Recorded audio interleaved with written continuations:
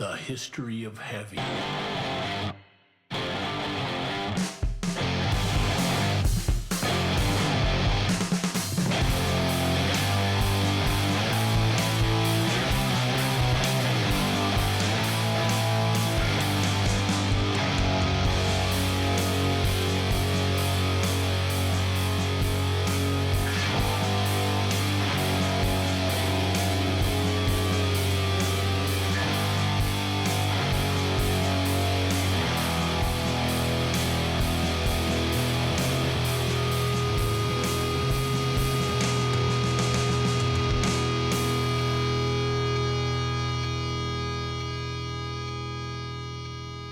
I should get a different shirt, like just to change it up.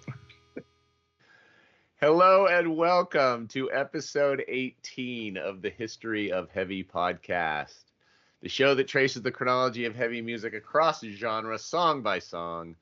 I am your host, dressed in a Black Sabbath shirt, Michael Huntsman.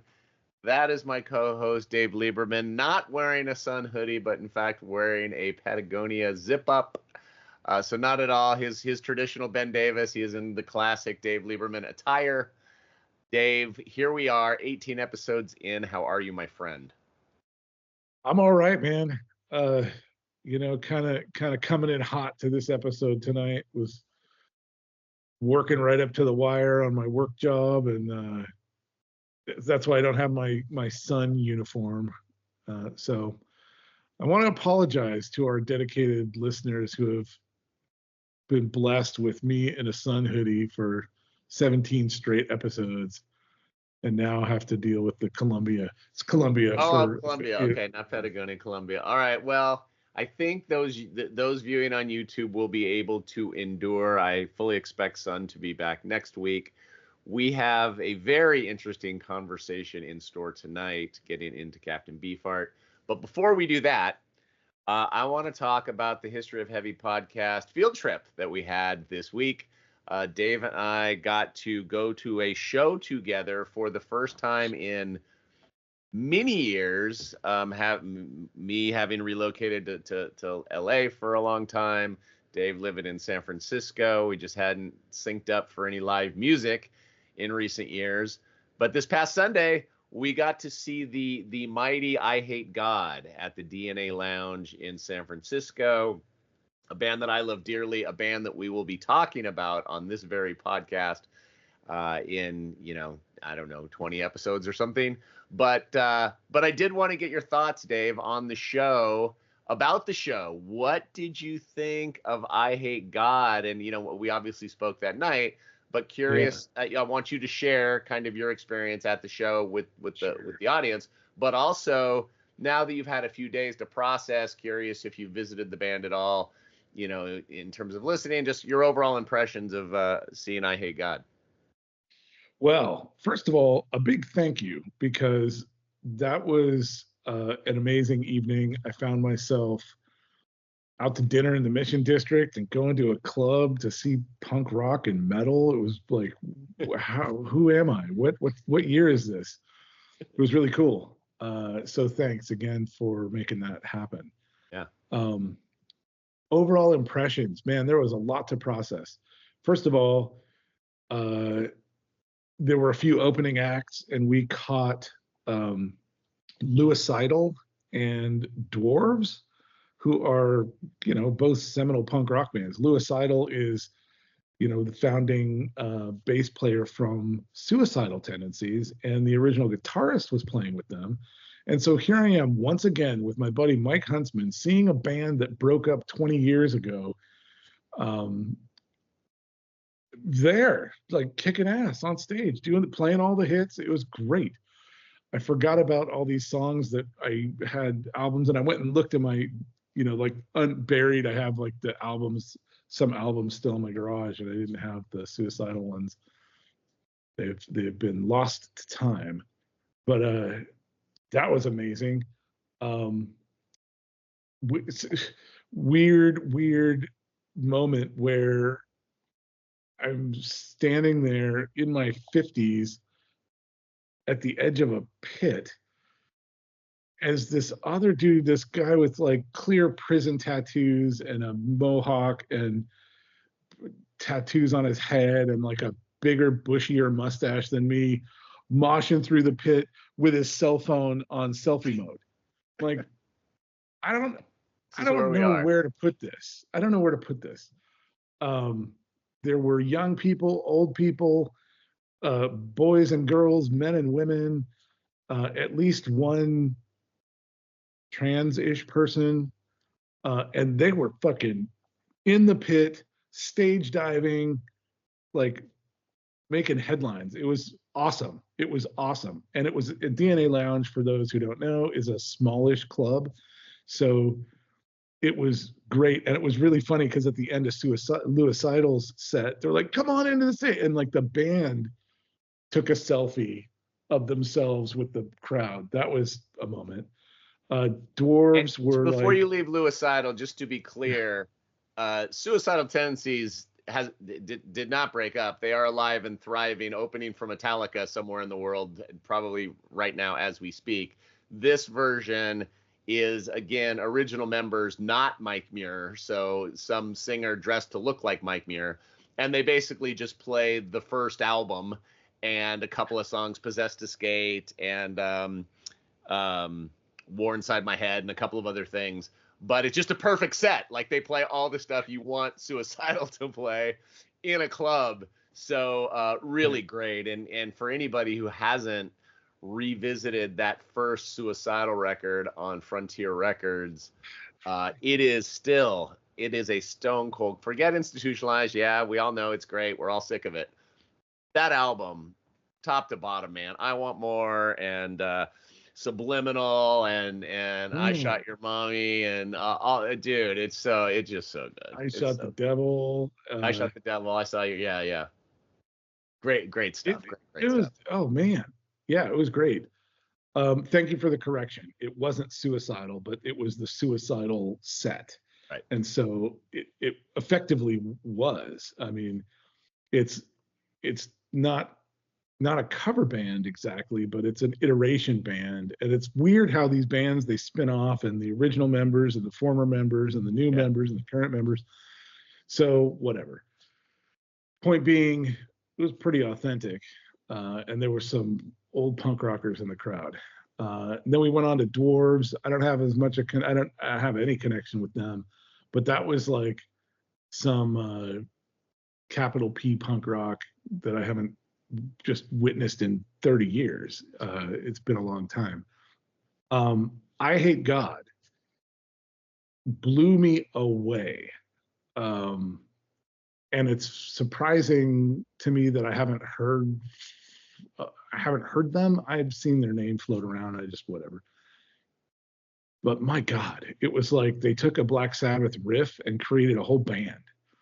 And I noticed it was, and we'll talk about it when we talk about the song, but like, it wasn't super complex, but it was core, just heavy as shit. It was so good. And I did come back and revisit it. I listened to a couple of albums like the next day and found that they sounded a little bit more complex on vinyl, right? So, or on vinyl. Understood. Thank you. On a record versus live. In studio, yeah. Yeah, and I think that just is because it's super distorted and it's heavy guitar and it's live and your eardrums blow out. And I'm wearing earplugs anyway, but my ears ain't what they used to be. So blew me away, really impressed, great energy. The lead singer is just a ton of energy and personality on stage, and that's really important. All the band's lead front guys were like really working the crowd and doing it, making that connection. And you're in a club, so you're very connected to what's going on. So fantastic. It was fantastic. I knew you would have that reaction to I Hate God, and I'm glad you confirmed that you did have that reaction. They are, a tent pole of not only New Orleans sludge metal, but sludge metal in general. You know, they have been doing it for a long, long time, and as influenced as they were by obviously Sabbath and bands like the Melvins and Side 2 of Black Flag's My War and all that stuff that's been well documented, they've influenced, you know, dozens of bands after them to kind of keep up that tradition. And yeah, you know, they are effectively a Sabbath band with a punk rock singer in Mike Williams 9. You know, he's effectively a punk rock singer fronting Black Sabbath, which just works, you know. And Jimmy Bower playing that 4-string Gibson, and yeah, they're just absolutely great. So look forward to more discussion about I Hate God on the show down the road. Everybody, when you're done listening to us, go put on Take Is Needed for Pain, and just remember how great that band is. But that's not what we're talking about tonight. Tonight we are getting, if it's possible, even weirder than I Hate God. Tonight we're talking about Captain Beefheart, and I'm gonna say I Hate God is tame compared to what we're gonna do tonight. One of the only artists that does make I Hate God seem tame, and that would be Captain Beefheart. We're going to get deep into all of his weirdness in a moment, but I think he is our this is our penultimate. Okay.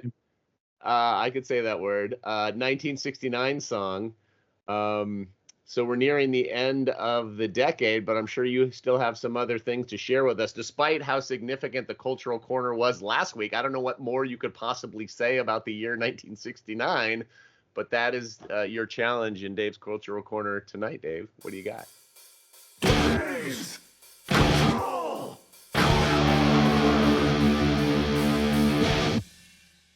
So last week we mentioned several of the things that happened that were big culturally defining moments of the decade.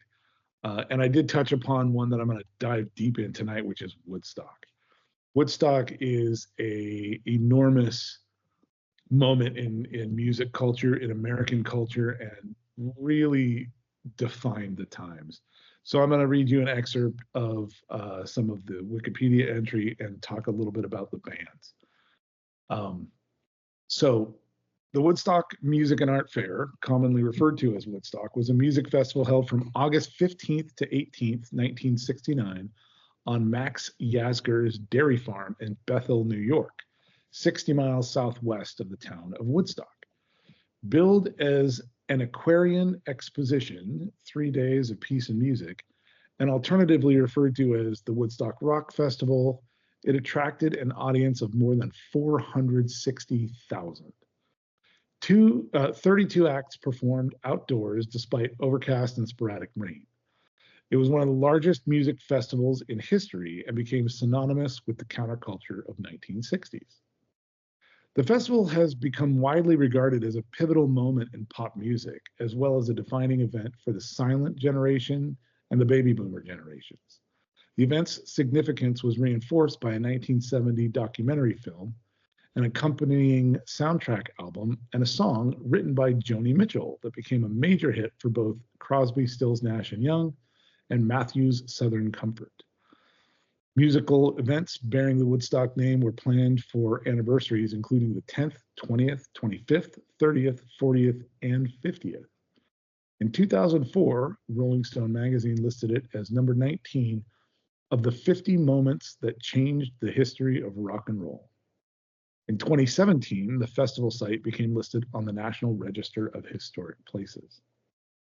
So, in April 1969, Creedence Clearwater Revival became the first act to sign a contract for the event, agreeing to play for $10,000, the equivalent of about $86,000 in today's money.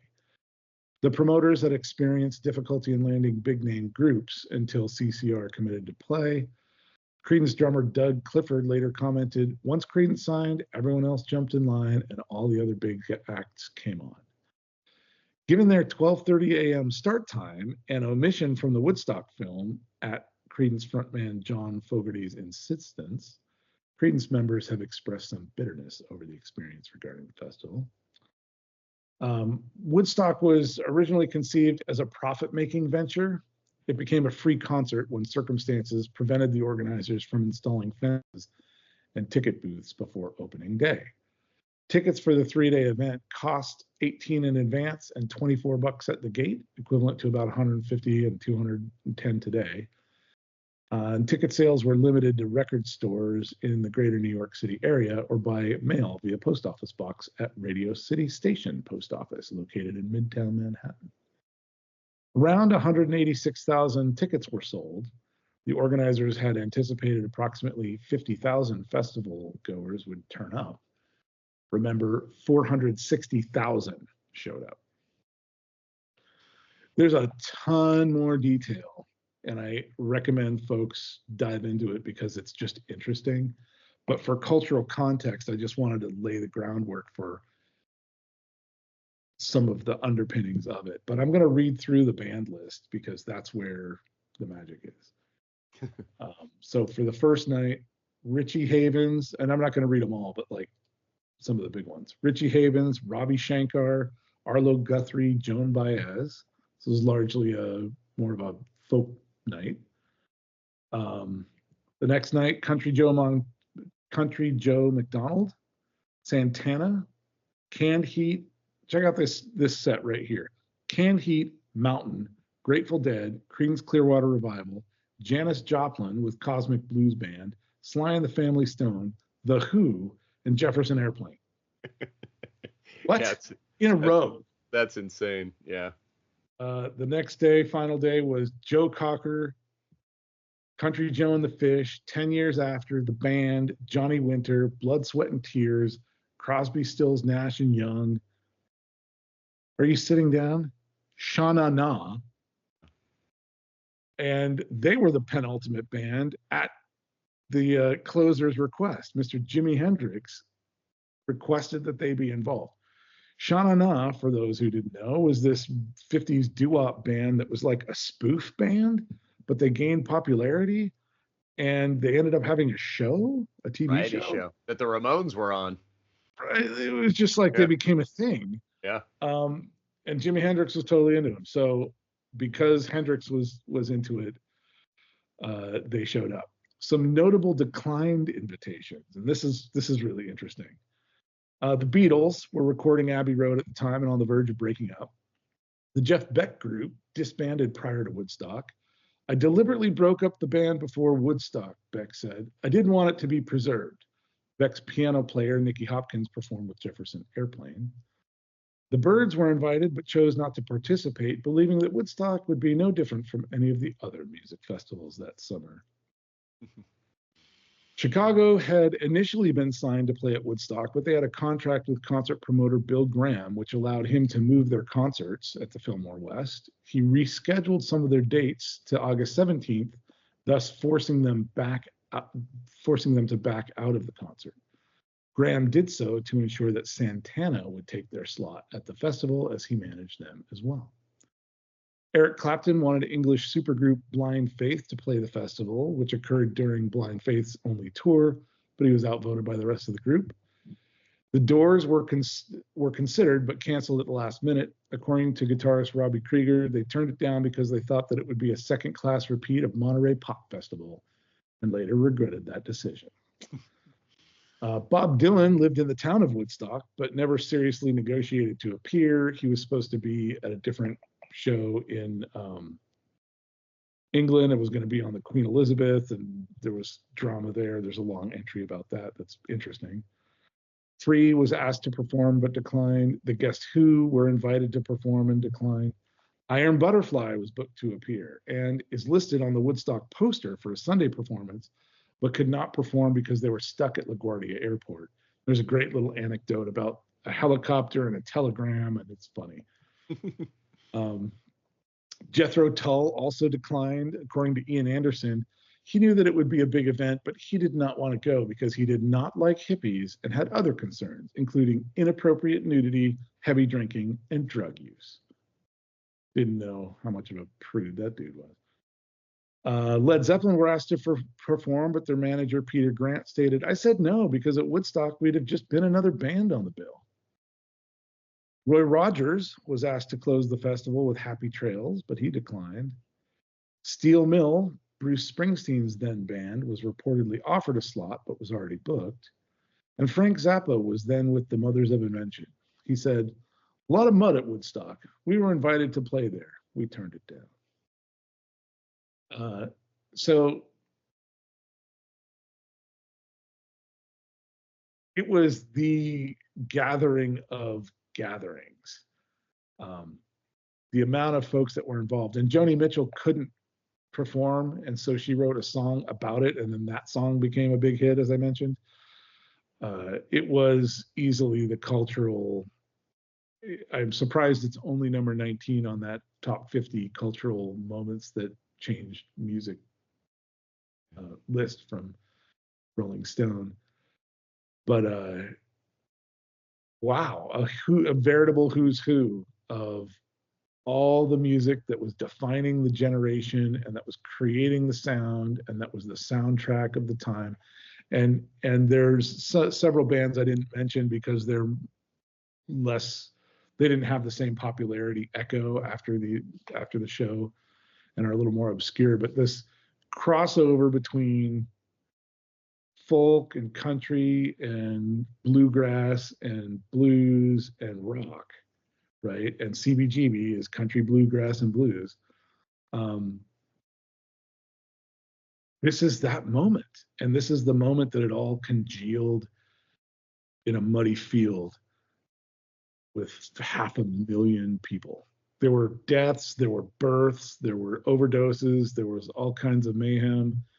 Again, I encourage you to check out the wiki entry because it's vast and deep and just an interesting read. Yeah, and watch the movie. The movie's incredible. I did not do that for this, but yeah, I did want to bring this cultural perspective to the corner because we're closing out the decade. We're closing out our exploration of this year, and the whole world is at this inflection point. We are at the actual fulcrum point. We're now pivoting. Yeah, Woodstock is very interesting because it is, and I'm saying this from an American's perspective, but it is the single most famous, i.e. important music festival of all time. But it happens in 1969, and music festivals broadly don't become an American mainstay for many years after. You know, in the UK and throughout Europe, well, in the UK specifically, you know, between Glastonbury and Reading in particular, you know, those festivals are massively popular throughout the 70s and into the 80s and up to modern day, where American festivals are a little bit more spotty. You know, we have the US Festival and we have, you know, that happens in the 80s, and obviously Monterey Pop is a contemporary of Woodstock, and there's a few here or there, but the big summer festival doesn't really catch steam in America until we get to like the 90s with Lollapalooza and the Gathering of the Tribes and all of the kind of indie rock, alternative rock. Ozfest starts to happen. American summer festival season becomes a thing. It's just kind of interesting that Woodstock really kicks the phenomena off, but it doesn't really take hold in the States for decades while it is growing and becomes what you do with your summer as a young person in England. It's not really in America until decades after Woodstock happens.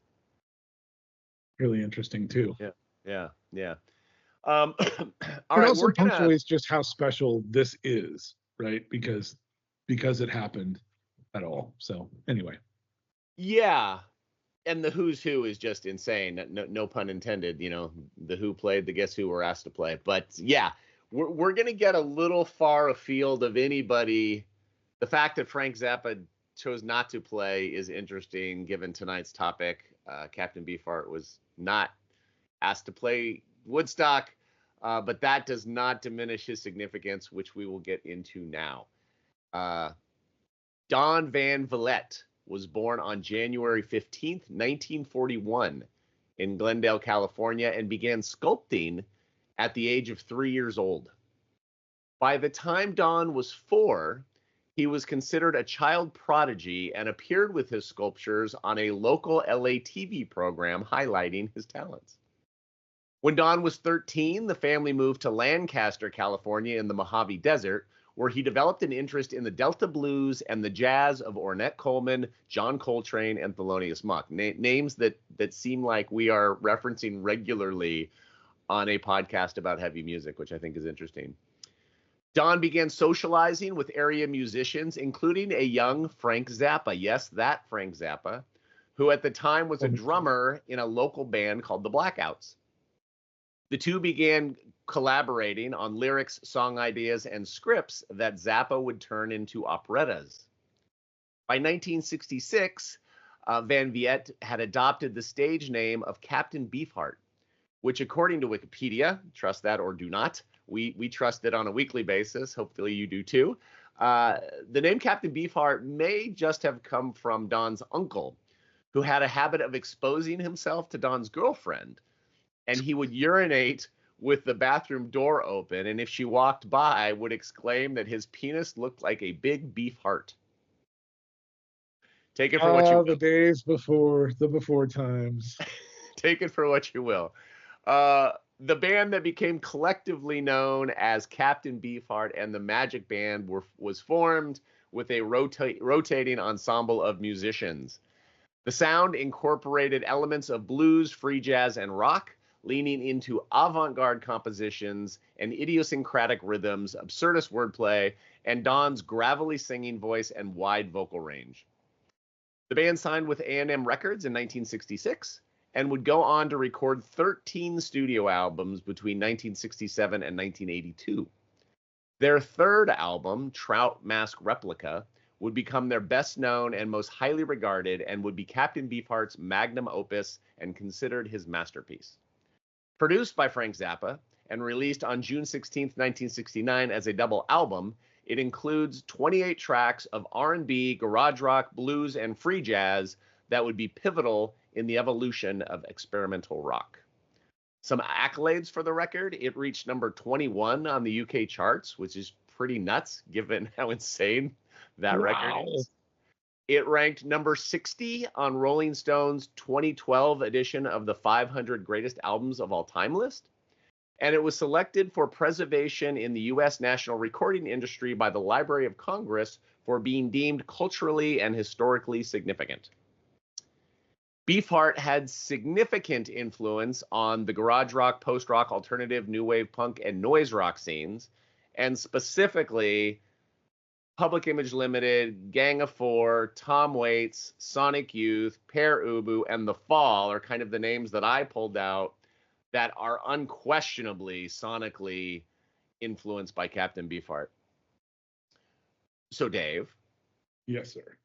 What do you make of Captain Beefheart in general? What is your relationship with this very strange persona and his merry band of musician pals, just broadly? And then let's get into the specific conversation about Dachau Blues, which is the song I specifically chose for us to talk about in this context of our ongoing conversation about heavy music. So take that where you want to take it. So my relationship with Captain Beefheart goes back 1 week. I have never listened to, I probably have heard the name in passing because it didn't strike me as like, what the hell is that? But more like, oh, I'm going to learn what the hell that is now, you know? I didn't listen to any of the rest of the album. I just listened to this song, and I'm going to go back and revisit, but I had a constrained week. So let me ask you, wait, before you go any further, let me ask you. So the album Trout Mask Replica is famous for some of the reasons I just described, but one of the reasons the record is very famous is because it has an iconic cover. That album cover, surely you have encountered in your life, right? Was that image something that rang a bell for you, or that? And I should say for listeners that this is one of those rare totems, important totems, let's say, that is not available on streaming services. So licensing for Beefheart's catalog is tangled up wherever it's tangled up. But Trout Mask Replica specifically is not available on streaming services, so you can only really easily listen to the record if you don't own a physical copy of it on YouTube.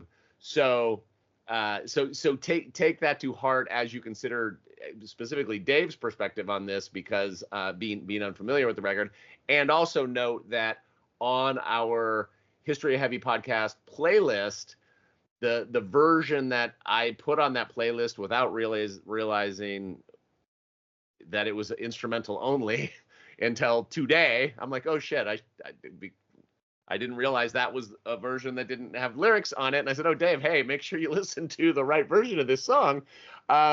So that for those, again, of those of you unfamiliar but are listening to our playlist, that is not the right representation of Dachau Blues. You really need to go to YouTube or buy a physical copy, because the vocal is extremely, and the lyrics are extremely important to this song. So that's some additional context. So the album art, Dave, that image surely is something you have seen or run across in your life, right?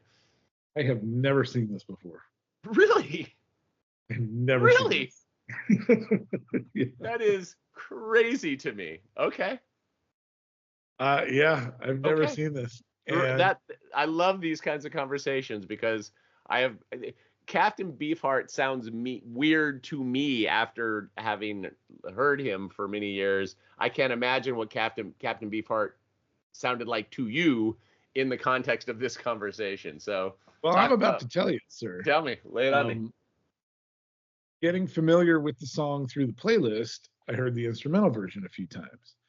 I'm like, okay, this is kind of discordal and experimental and free jazz-ish. Like, this all has a place in our conversation. It's an interesting choice, but whatever. I read a little bit about his backstory and was fascinated. And I was like, oh, okay, like this guy belongs in our pantheon of tunes. But when you laid the lyrics on me today, I was like, holy shit, that's where the heavy is. Like, the lyrics are disturbing in their heaviness. The subject matter is disturbing. Dachau is a concentration camp, and it just fucking leans right into it. And his vocal is so disturbing. The vocal is disturbing. The vocal, I saw Tom Waits in Beetlejuice makeup, like singing this song. It was disturbingly surreal, like Beetlejuice, and it was that gravelly theater, Carnival Under the Bed, Tom Waits persona. Ambiance. Yeah. I think without question, Tom Waits is, I mean, Zappa's weirdness is all over Beefheart's catalog for sure. But I think in terms of presentation and vocal style, like you just mentioned, I think Tom Waits is his most analogous kind of singer comparison. Yeah. What so. Are you a Tom Waits fan? You know, marginally. It turns out he went to high school in Chula Vista, I think. He went to Hilltop High. He lives not far from where I am now. He's lived in Sonoma County, California for many, many, many years. Yeah, that's great. Yeah. I like his art. And I really like him in things like in his movies, like Down by Law. All the Jim Jarmusch stuff he did. Yeah, the Jim Jarmusch stuff. And I remember like that I connected with him more in those formats than in his albums. But anytime I listen to his music, it is so rich and textured and creative, and it feels like a curio shop. It feels like velvety with like, I have a good friend, an old friend who I lived with in the Mission 30 years ago, who is an artist, and he had this aesthetic, like he found a cat skeleton in the basement and put it in this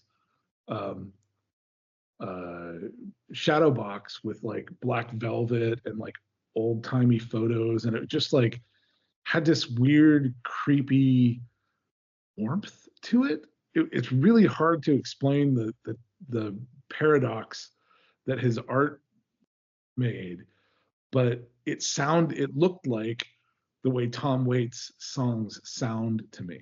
I don't have a deep relationship with Tom Waits, but every time I encounter Tom Waits music, it has that effect on me, and it feels curious and weird, but not scary. It's got a real Carney vibe to it. Like, the this is the most obvious thing to say for anybody who's to me the greatest Tom Waits albums are the obvious ones, Rain Dogs and Swordfish Trombones in particular.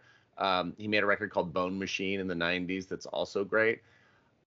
I love Tom Waits, and I don't have the exact same relationship with Beefheart, because Beefheart gets really far of center. And I mean, Tom Waits is weird, but there's always melody and songs in Tom Waits music. There's not always really songs in Beefheart's music. And I mean that in the most loving way, but they all sort of hang by a thread, except when he does things like Dachau Blues, where I feel like it does again have that close Tom Waits weird dark carnival, let me tell you a haunted story that you don't dare repeat kind of energy. I love that energy and Beefheart, and in this song in particular. So talk a little bit about that, and talk about genre and where this fits. I mean, I talked a little bit about the influences, but when you heard this, like, where does this fit? This, to me, defines avant-garde. Like, this is atonal.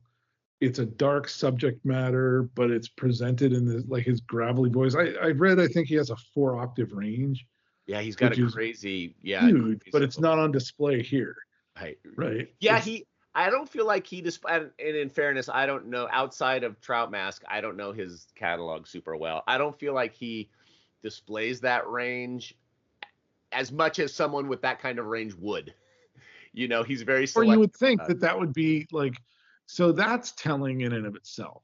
When you have a 4-octave range and it's noteworthy enough to note it, and that's not what you're leaning on, like, who are you? You're in it for the art.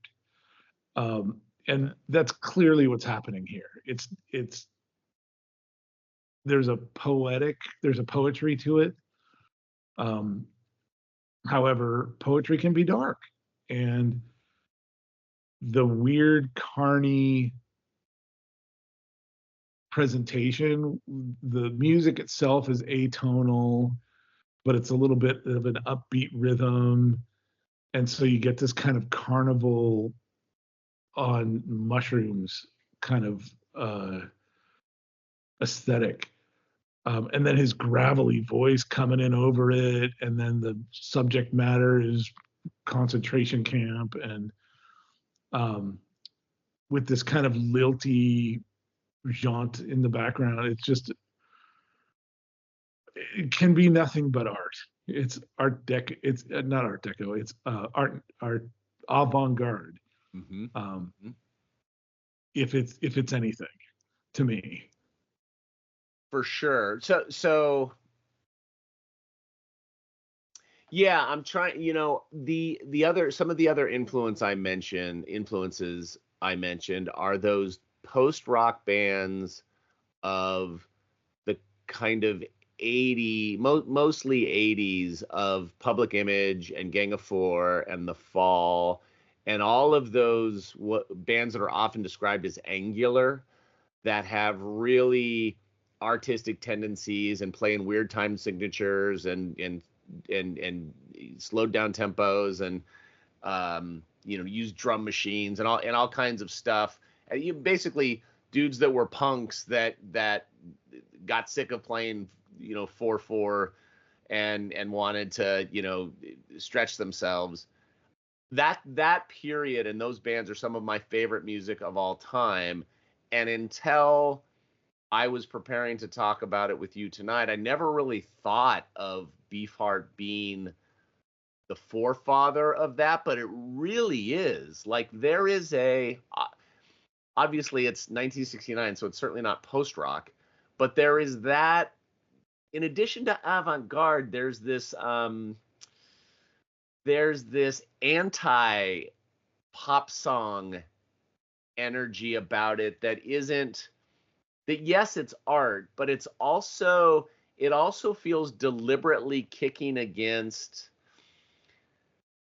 your expectations of what a 3-minute pop song would be, like almost deliberately so, not only in the atonal nature of the music, but also in the lyrics you talked about and the way he sings the song. Like there is kind of a post-rock, really post-punk um, attitude about it that I can't exactly put my finger on it as it relates to 1969, but that I'm really drawn to in his music and in this song in particular. Kind of prophetic in that. Yeah, yeah, like future postmodern, future retro postmodern. yeah. And it's this like deconstruction, or I understand what you're getting at, and I'm also struggling with the words to describe it. I think the best way you can define a thing like this is to define the perimeter, and it's the negative space. Right. Um, it's really, it doesn't have a definition, and that's partially because of what it is, and partially because of what everything else isn't. If that makes sense, Right. it is what everything else isn't, and yet somehow it has strings. It's using the same pieces that everything else is using. It's using the same building blocks, but it's coming up with something completely different. It's funny. I got into H.P. Lovecraft, and he talks a lot about he invented this cosmic horror where these crazy aliens that we can't really comprehend, and they come from eons away and miles away. But he keeps the way he describes their civilizations, and when a human stumbles upon them, he's always describing this non-Euclidean geometry of these buildings. Like, what even is that? Wait, but it's this is like this non-Euclidean song, right? It's this poetry about darkness. It's this atonal, but not chaos, right? It's like they're in a certain time, they're playing a certain rhythm and a certain tune, but it's out of tune, but it's in sync. Um, Yeah, and so it's not just bang, like, you hear somebody banging on a keyboard and you're like, well, that's just noise. This isn't that, but it comes right up to that and then takes a step back. I think it's really this part of heavy, this gray area as you describe it, where you have Beefheart and you have Zappa and even Tom Waits. This again ramshackle music that's made by these genius level musicians and storytellers and thinkers and talents that all predates punk. And then you have punk, which is this really dumbed down version of everything for very good and fun and deliberate and anarchistic reasons. Do it yourself and anybody can play and there's no separation between the audience and performer and all that great stuff that punk is. But those punks that were influenced by the Beefhearts and the Zappas and the Waits then do have big ideas and want to express more than they're technically capable of expressing. And then they do form the Public Image Limiteds of the world that really begins to push the envelopes on atonality and what pop music means. And, in not only in Public Image's music, but in their art and the way their presentation, everything. I worship early Public Image Limited. And that stuff. So the way all of that stuff, and we've talked about this on a few episodes now, where all of this stuff this butterfly has to flap its wings for Gang of Four to emerge from the soil 30 years after the fact or whatever, 20 years after the fact. and Captain Beefheart isn't thinking about post punk. He's not thinking about safety pins in his. He's thinking about his art. And He's not thinking about it, but because he's an artist and because he's a genius, he's just channeling it. right. And in this, like, before his time, prophetic kind of a way. And so his channeling of this energy and his expression in this form that lacks definition builds room for the Gang of Fours and the PILs and the whoever else that they've influenced.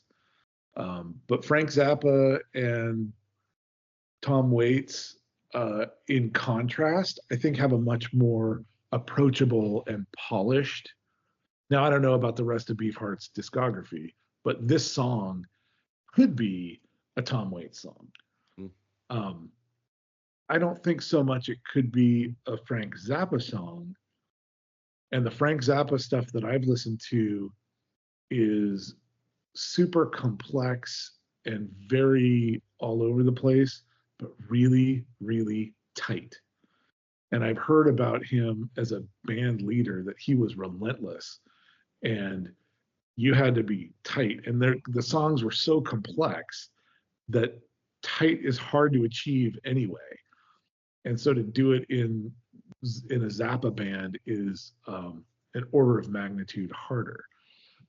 And then with Tom Waits, his textural sound is softer.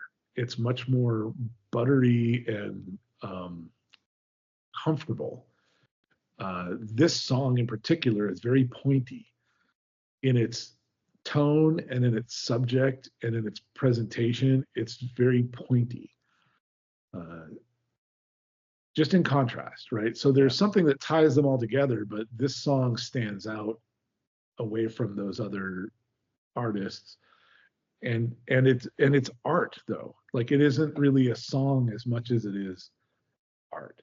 Yeah, for sure. I think the only things we've come close to with, I mean, Crimson for sure, the Velvet Underground, and Coltrane, have been kind of some of the bigger ones. That's even the Beatles, as much as I love the Beatles and that song that we've talked about, and we don't have to talk about the Beatles every week, but even that song sounds like you can see the commercial potential of that song in a way that you can't. It's a song that sounds like a song.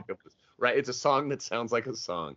That's right. I think it's important to talk about things like the Beatles and Black Sabbath every time, because that's how all these other bands are being judged and where they come from and how this podcast was conceived. So don't beat yourself up about that. It's also a thread that helps us compare and contrast. Right. So that's so. Let me ask you: do you like this song? No. Okay. Is it just you don't like this kind of music necessarily, or is it this song in particular? Kind of yes to both, but first it's that I don't like this kind of music. It's too abstract for me to develop a relationship with at this point. There might have been a time in my life where I could have connected with it. Yeah. But that was a long, long time ago. And what I'm looking for out of music now is different. And what I have patience for in music now is different. But there was a time when I was exploring whatever was there and I was open to everything and I was interested in everything. And coming back to some of that music now, it doesn't hold my attention. So it wouldn't have to hold my attention even now, even if I was into it then. But coming to it now, it's too much of itself for me, and it's I can appreciate it clearly. I can understand it.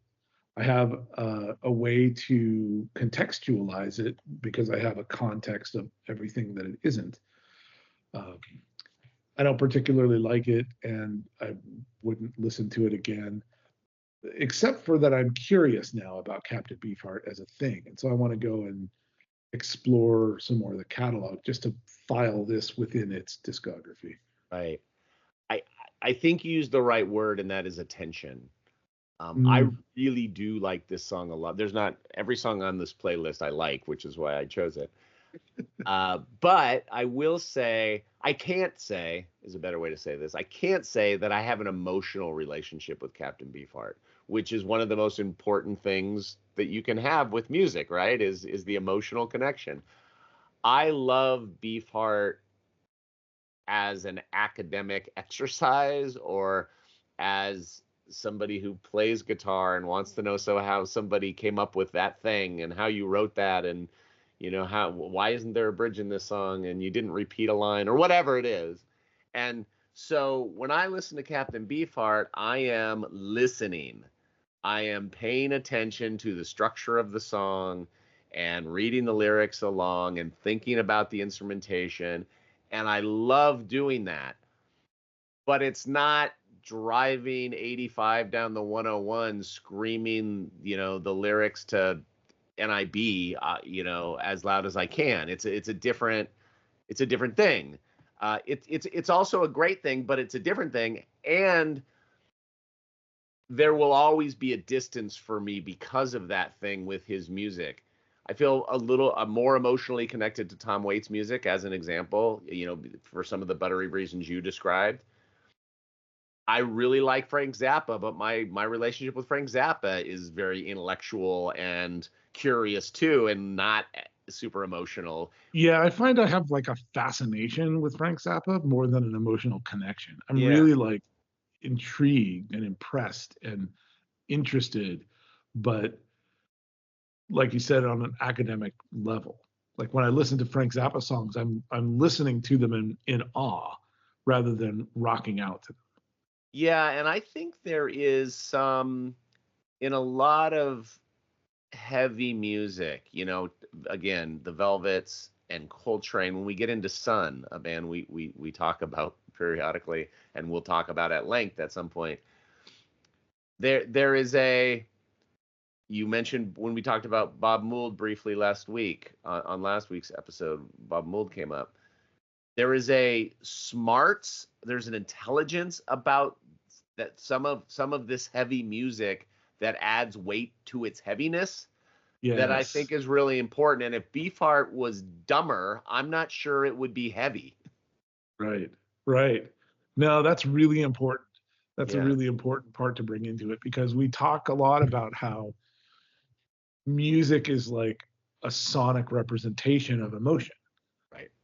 And if you don't have the emotional connection, having the intellectual academic connection can be a legit connection, right? And that's again, like I said, I was listening to the song going, okay, this is interesting. Then I heard the lyrics. I'm like, now it just got heavy, right? Um, there's a way for this music to be heavy that doesn't have to be emotional. Right. Right. Really well said. Um, okay. Well, I'm noticing that our episodes are getting longer and longer. The conversations are great, but we should start to wrap it up. We can't, however, do that before we get into Song v Song, where we pit our current champions against the current topic. Based on what you just said, I think our current champions are pretty safe. I will go first. My current champion is last week's topic. Is the MC5's Kick Out the Jams. That was from episode 17. That will go forward. Captain Beefheart, as interesting as the song is, and as much as it makes me think, it doesn't make me move the way Kick Out the Jams does. So I'm taking the MC5 into next week. Dave, your current champion is from episode 16. That would be Led Zeppelin's Dazed and Confused. Does Mr. Beefheart have a chance? Not a chance. Okay. That But means you saw that coming. That's no surprise. No That's no surprise. No surprise. We will take Zeppelin and the MC5 into next week's conversation, which is going to be an absolute doozy. Dave, I don't know if you know what you're in for next week, but next week, episode 19, we are talking about Chicago's own Coven. And this is the last song we're talking about in 1969. And then there is one, and it is Coven. We're going to talk about Wicked Woman. Do you know this song, Dave? Do you know this band? I don't.